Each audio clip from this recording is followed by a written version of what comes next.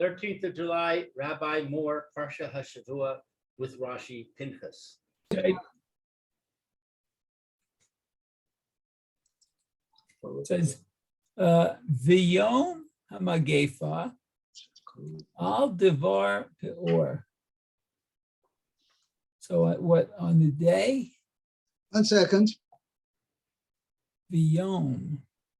Wait, hold on a second. Stop the puzzle. Vahi acharei hamagifo. Yeah, you're in the wrong place, Mayor, I think. Oh, I'm sorry. I'm sorry. Okay. Vayihi acharei hamagefa. Vayomer Hashem el Moshe el Elazar ben Aharon HaKohen Lemor. Okay, so that's 2. So Hashem. Okay. Now this is an interesting. It's not clearly indicated over here, but you'll see.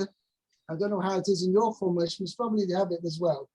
It says Vayihi acharei hamagifo, and then there's a pei, and at the side it says Piska be'emtza pasuk. Okay. Yeah, And I in have the Torah, that's how it's written. You'll see it. Vayihi acharei hamagifo, and then there's an open line, and then the continuation. The pasuk starts on the next line. Oh yeah. And this is one of about maybe 3 or 4 incidences of this in the Torah, where you have a piska be'emtza pasuk, which means in the Torah there's like a gap in the middle of the pasuk.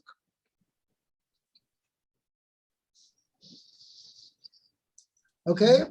Okay. Now this is basic. Then you'll understand what Rashi's on about. Vahi acharei hamagifo was after the magifo. Vayomer Hashem Moshe ben Elazar ben Aaron HaKohen Lemor.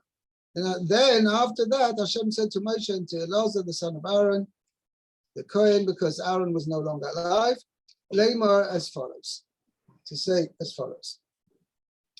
Okay. So says Rashi says, Vayihi acharei hamagefa v'gomer. Okay, so it was after the Magefa, the plague. Mashal l'roeh. So it's a parable to a shepherd. Shenik nesu ze'evim l'toch edro. Oh, that ze'evim, wolves, I guess. Right. Entered within his herd. Okay, so they penetrated into his herd for Horugubahen, and they killed the sheep among them. Oh, Vagubahem. Okay. The humo neotan. Okay, so he counts them. Leida minyan hanotarot. Oh, to know how many are remaining. Right. Okay. Then we have davar acher. Another. By the way, if you want to know stuff, this is actually, I think I mentioned in previous years, it's absolutely amazing, according to the way Rashi learns, how many people were killed in the incident of with Baal Peor. Oh. I'll refer you back to the end of last week's Parsha. It says, Vayomim, chapter 25, Pasuk 5. Vayomim Moshe al Shofte Yisrael. Moshe said to the judges of Israel, here go ish anoshov.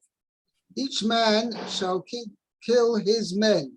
And it's modim lebal peor, who have become, how should we say, connected to Baal Peor. It means those who served, worshipped Baal Peor. Okay, so Rashi says over there, okay, Kol echod ve'echod midayne Yisrael ha'yohorek shnayim. Every single Dayan among Klal Yisrael, he put to death 2 people for having served. The Dayone Yisrael, okay, And the number of Dayanim in Klal Yisrael were Shiva Riboy Ushmoines Alofim, 70,000 and 8,000 Kedisa B'Sanhedrin, as mentioned in Sanhedrin. It says over there were 78,600 Dayanim. Okay, double that comes to 157,200. That means there were 157,200 men killed. Okay, besides the 24,000. It says that the last pasuk test says, "Vayu amesim b'mangefa arba v'esim aleph," 24,000. That means altogether, 181,200 men were killed as a result of the incident with Baal Peor. Now, considering that the entire male population, albeit between 20 and 40, was 600,000. Afterwards, and this is what during this count now, which we're going to mention, there was 601,000. So that means previously there'd been 783,000, which comes out that 180 out of 600,000. So 70. I think if you want to just calculation, hold on a second. 1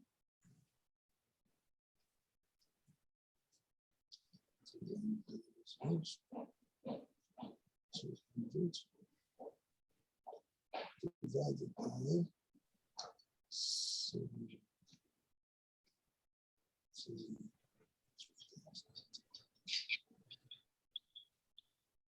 It's somewhere in the region of about 23% of the male population were killed or died in the whole incident of Baal Peor, which was nearly about a quarter of the menfolk. Wow. Tremendous amount. Okay. So that's what Rashi says over here. Moshel Aroya. I say, yeah, it's a parallel, can be compared to a shepherd that wolves entered his herd, his flock, and they killed among them.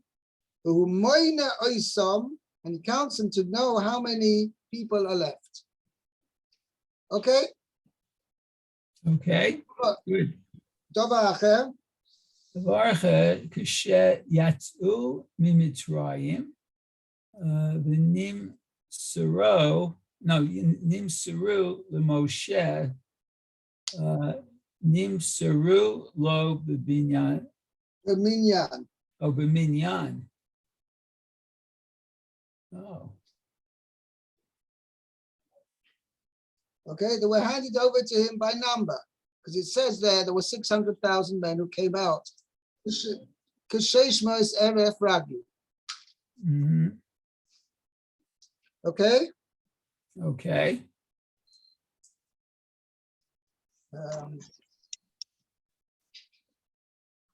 So now when he was giving the people back to the next and handing them over to the next leader, he also gave them over by number. That's what Rashi's pointing out.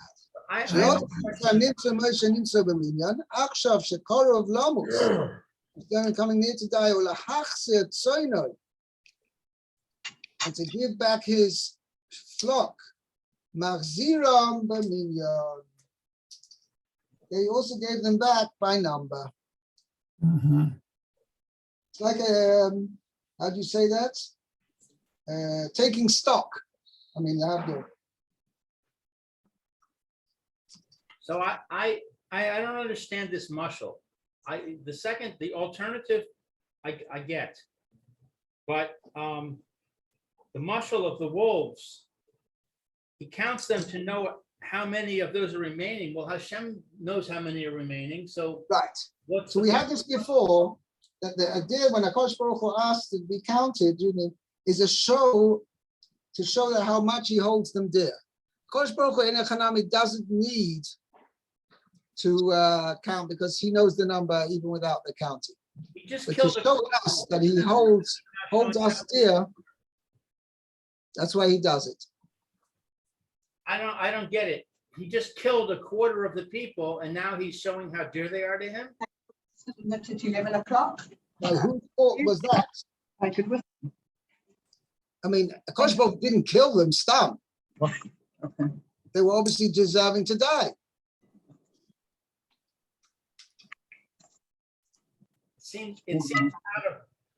It seems totally out of place. What do you take? You take a cinnamon and salvapul at 11. Huh? I really don't understand your question because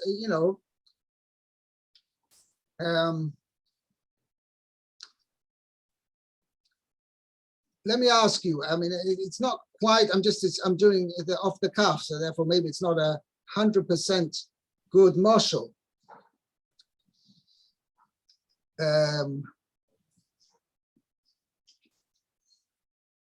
Let's say a child misbehaves in class. So the Rebbe gives him a patch or he sends him out of class, right? Sends him out of the class. Okay? And now is he justified in doing that? He's certainly justified in doing that. He may even do it out of love for the child because the child needs to be disciplined.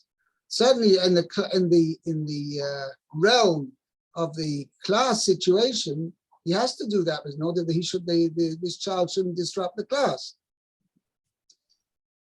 Now, afterwards, once he's done that, he says, well, let's see how many boys are left here. You think that's showing a lack of love?